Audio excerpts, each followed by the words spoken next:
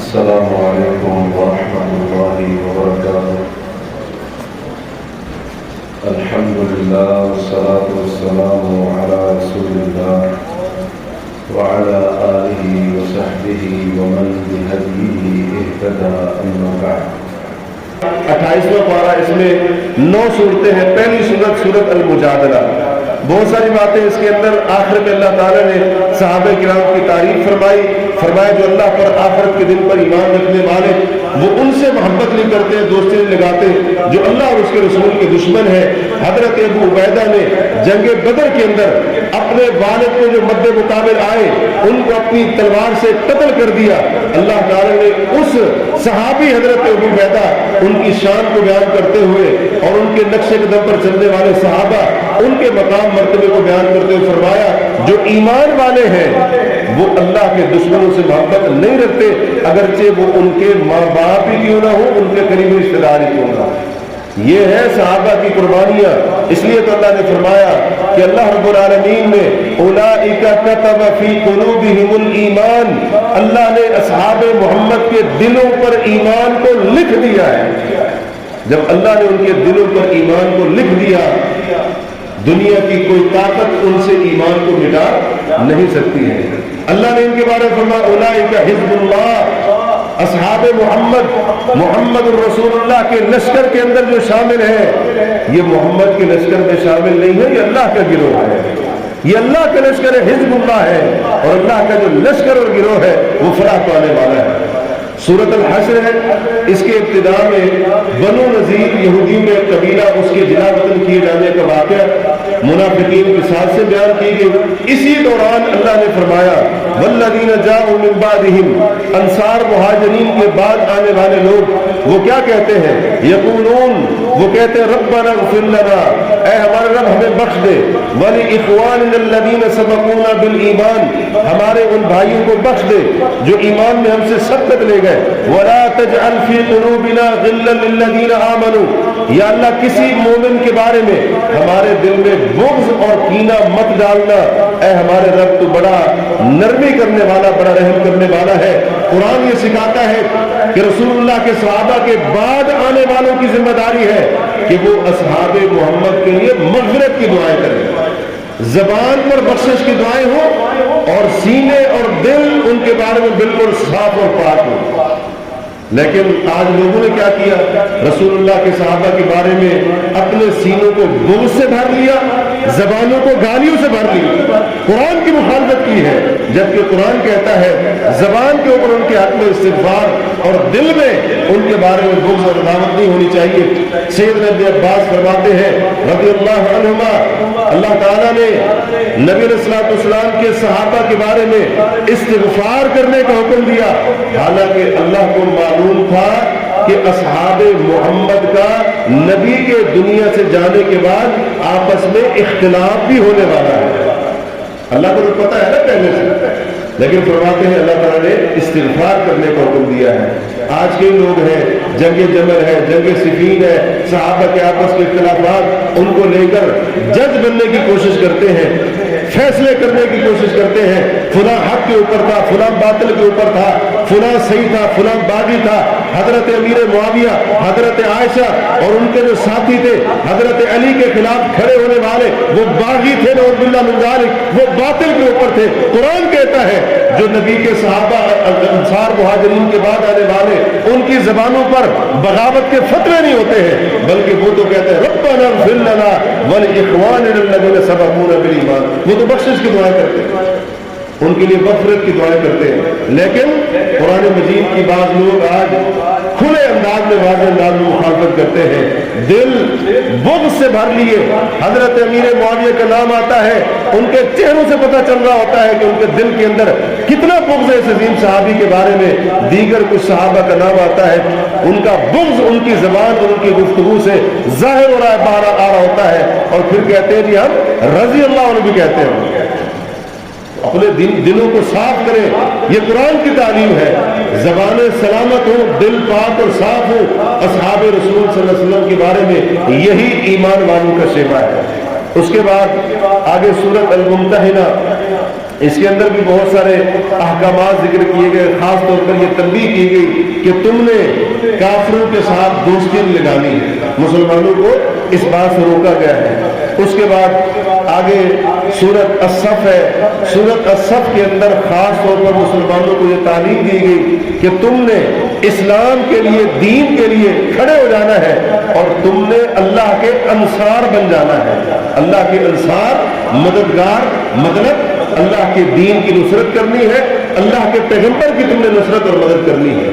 سورۃ الجمعہ نام سے واضح ہے، جمعہ کے خاص طور پر احکام اور مسائل اس سورت کے اندر بیان کیے گئے۔ سورۃ المنافقون ہے، نام سے پتہ چل رہا ہے منافقین کے سازشوں سے پردہ اٹھایا گیا۔ یہاں پر ایک بات کی گئی، آج کے دور کے حوالے سے وہ بات انتہائی قابل غور ہے۔ اللہ نے فرمایا کہ وَإِذَا رَأَيْتَهُمْ تُعْجِبُكَ أَجْسَامُهُمْ، اگر منافقوں کو دیکھو گے، ان کی جسامت، ان کی وضاحت، ان کی ظاہری شکل و صورت تمہیں بڑی اچھی لگے گی۔ وَإِن يَكُونُوا تَسْمَعُ لِقَوْلِهِمْ، اگر وہ بات کرنا شروع کر دیں آپ ان کی بات کو سنتے ہی جائیں گے۔ بڑی میٹھی باتیں کرنے والے، بڑی سحر انگیز گفتگو کرنے والے، ان کی پرسنالٹی متاثر کرنے والی گفتگو، ان کی اپنی طرف کھینچنے والی، اللہ نے فرمایا یہ ان کی نشانی ہے۔ اس لیے ہر بندہ جس کی پرسنالٹی وہ انسان کو اپنی طرف کھینچنے والی ہو، جس کی گفتگو انسان کے لیے پروکشن ثابت ہو، ضروری نہیں کہ وہ حق بات کر رہا ہو۔ اس قسم کے منافق آج مسلمانوں کی صفوں کے اندر موجود ہے، جو اسلام پر زبان درازی کرتے، کہتے ہیں ہم کلمہ پڑھنے والے، قرآن کے بارے میں بد زبانی کرتے، کہتے ہیں ہم اسلام کے ماننے والے، رسول اللہ کے صحابہ، اللہ کے پیغمبر کی سیرت کے اوپر وہ حملے کرتے ہیں مجرمانہ، اور کہتے ہیں ہم کلمہ پڑھنے والے، دین کے اوپر اعتراض کرنے والے، شریعت کے اوپر اعتراض کرنے والے، حدود اللہ کے اوپر اعتراض کرنے والے، اور اسلام کے دیگر جو احکام اور مسائل ہیں ان کے اوپر اعتراض کرنے والے، کہتے ہیں ہم کلمہ پڑھنے والے۔ مسلمانوں کے ملکوں میں بیٹھ کر، ٹی وی چینلوں کے اوپر بیٹھ کر، اللہ کی قسم یہ آیتیں آج کئی لوگوں کے اوپر فٹ آتی ہے یہ آیت کہ وَإِذَا رَأَيْتَهُمْ تُعْجِبُكَ أَجْسَامُهُمْ، ان کا پینٹ کوٹ، ان کا 3 پیس سوٹ، ان کی شکل و صورت، خوبصورت چہرے، اس کے اوپر نہ جانا۔ اور اسی طرح سے جناب گفتگو، کیا گفتگو کرتا ہے، کمال کی باتیں کرتا ہے، کیا اس کا جو ہے نا انداز گفتگو ہے، اس کے اوپر پاگل نہ ہونا، بلکہ یہ دیکھنا وہ کیا رہا ہے۔ اگر اسلام پر بد زبانی کر رہا ہے وہ منافق ہے، بے شک اپنے آپ کو بظاہر وہ مسلمان کہتا ہے، اس کے دل کے اندر کفر چھپا ہوا ہے اگر وہ اسلام کے خلاف اپنے خود سے باطن کا اظہار کر رہا ہے تو۔ لیکن اس قسم کے لوگوں کو آج کل ہم نے کیا کر دیا، فلاں بڑا دانشور ہے، فلاں جو ہے نا بڑا تجزیہ نگار ہے، فلاں کو بڑا پتہ ہے حالات کا، اس کو کچھ بھی پتہ نہیں ہے۔ یہ دین اسلام کی توہین کرنے والے، اور ہم نے ان کو سروں کے اوپر بٹھایا ہوا ہے، ہم سمجھتے ہیں بہت بڑی چیز ہے، یہ منافق ہے جو نفاق کے فتنے کے اندر مبتلا ہے۔ تو ان کی ظاہری حالت اور اسی طرح سے ان کی ظاہری گفتگو، اس کے اوپر نہ جانا، یہ جملے الفاظ شاید سخت لگیں گے لیکن حقیقت یہی ہے، حقیقت یہی۔ اسلام پر بد زبانی کرنے والا مومن ہو سکتا ہے؟ قرآن کے اوپر جملے کسنے والا، اسلام کے احکامات اور احکام اور مسائل کے بارے میں بد زبانی کرنے والا، یہ مسلمان ہو سکتا ہے؟ یہ مسلمان نہیں ہو سکتا۔ یہ ہونا چاہیے تھا اسلام میں، یہ نہیں ہونا چاہیے تھا، یوں کرنا چاہیے تھا، وہ کرنا چاہیے تھا۔ یہ دین کے بارے میں اپنے مشورے دے کر لے آتا ہے اور کہتا ہے اسلام کے نظام کی بجائے، قرآن کے نظام کی بجائے پاکستان کے اندر یورپ کا نظام ہونا چاہیے۔ جو یہ باتیں کرتے ہیں اس کو کیسے مسلمان مان لیں، اس کو کیسے مسلمان مان لیں؟ اس قسم کے لوگ قطعاً مسلمان نہیں ہو سکتے، جو اسلام کے خلاف، قرآن کے خلاف، پیغمبر اسلام کے خلاف اسلام کا لبادہ اوڑھ کر زہر اگلنے والے ہو۔ یہ بھی ایک بہت بڑا فتنہ ہے، اس فتنے کو بھی پہچانے۔ سورہ منافقون کے اندر ایک بات کہی گئی کہ یا ایھا الذین آمنوا لا تلھکم اموالکم ولا اولادکم عن ذکر اللہ، اے ایمان والو تمہیں تمہارے مال، تمہاری اولادیں اللہ کے ذکر سے غافل نہ کرے۔ مال کا فتنہ بھی بڑا خطرناک اور اسی طرح سے اولاد کا فتنہ بھی بڑا خطرناک۔ سورۃ منافقون کے اندر یہ آیت اللہ نے اس لیے یہاں پر نازل فرمائی مسلمانوں کو بتانے کے لیے، منافقین مال کے فتنے میں بھی مبتلا ہوتے ہیں، اولاد کے فتنے میں مبتلا ہوتے ہیں، اس لیے اپنے مالی دنیاوی مفادات کے لیے اپنے ایمان کو سائڈ کے اوپر رکھ دیتے ہیں اور اس قسم کے مفاد پرستوں کی بھی کمی آج کل نہیں ہے، اس قسم کے مفاد پرستوں کی بھی کمی نہیں ہے۔ اب جو بندہ جناب کسی ٹی وی چینل کے اوپر آ کر ہم جنس پرستی کے حق میں دلائل دے رہا اس کو کیا کہیں؟ مفاد پرستی ہے نا وہ، اور کیا ہے؟ یا تو لوگوں کی نظر میں وہ لبرل اچھا بننے کے لیے سب کچھ کر رہا ہے، یا پھر اس کو مالی مفاد مل رہا ہے۔ اس میں سے کوئی نہ کوئی بات ضرور ہے۔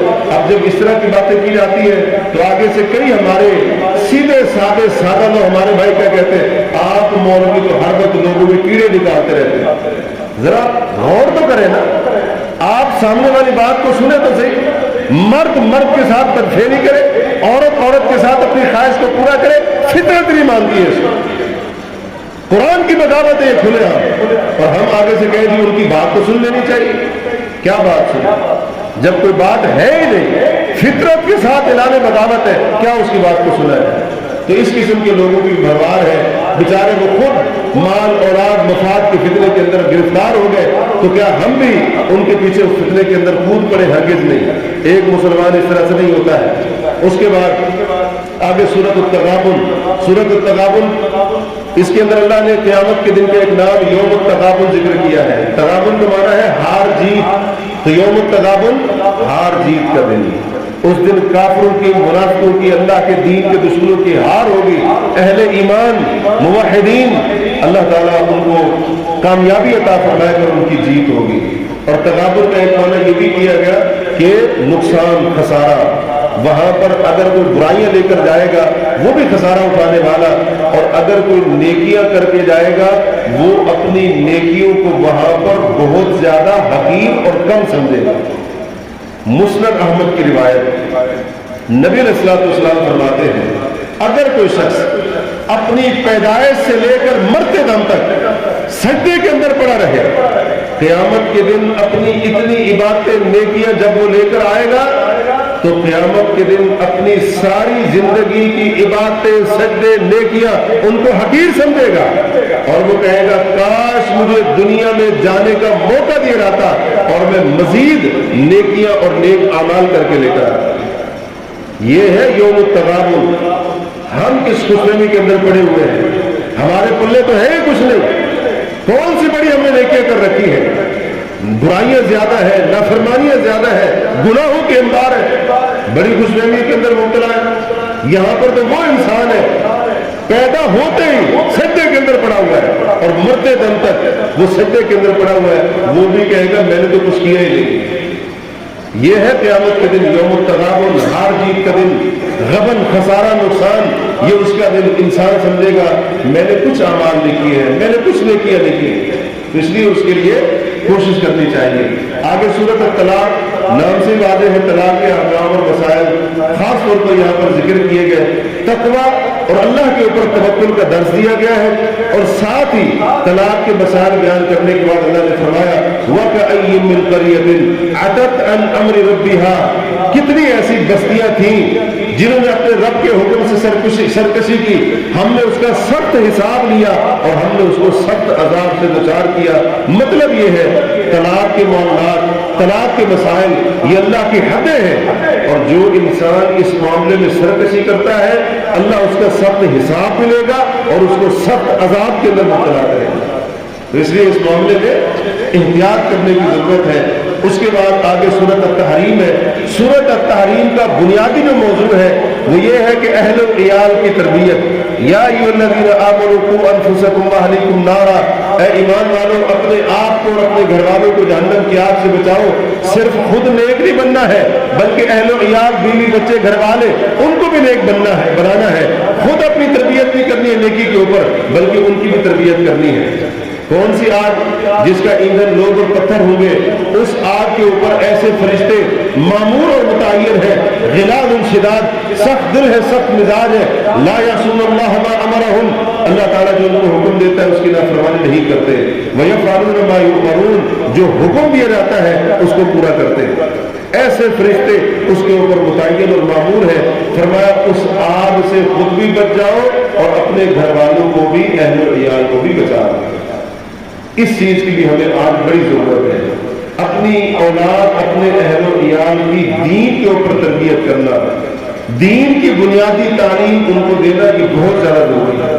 اللہ تعالیٰ نے توبۃ النصوح کا ذکر کیا، اے ایمان والو سچی اور خالص توبہ کرو۔ سچی اور خالص توبہ کا مطلب یہ ہے اللہ کے ڈر سے توبہ کی جائے، گناہ کو چھوڑ دیا جائے، توبہ کرنے والا کیے پر شرمندہ ہو، آئندہ کے لیے عزم کرے میں یہ گناہ نہیں کروں گا، معافی مانگے یا اللہ بخش دے۔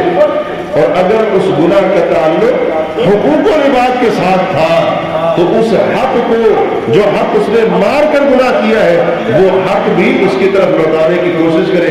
یہ ہوتی ہے خالص اور توبۃ النصوح، سچی توبہ جو اللہ نے یہاں پر کرنے کی ترغیب دلائی، جس کے اوپر گناہوں کی معافی کا بھی اعلان ہے اور جنت کے اندر داخلے کا بھی یہاں پر اعلان کیا گیا ہے۔ یہ چند ایک باتیں تھیں اس تعلق سے۔ اللہ تبارک و تعالیٰ ہمیں ان باتوں پر غور و فکر کر کے اپنی اصلاح کرنے کی توفیق عطا فرمائے۔ وباللہ التوفیق، وصلی اللہ علی نبینا محمد وعلی آلہ وصحبہ اجمعین۔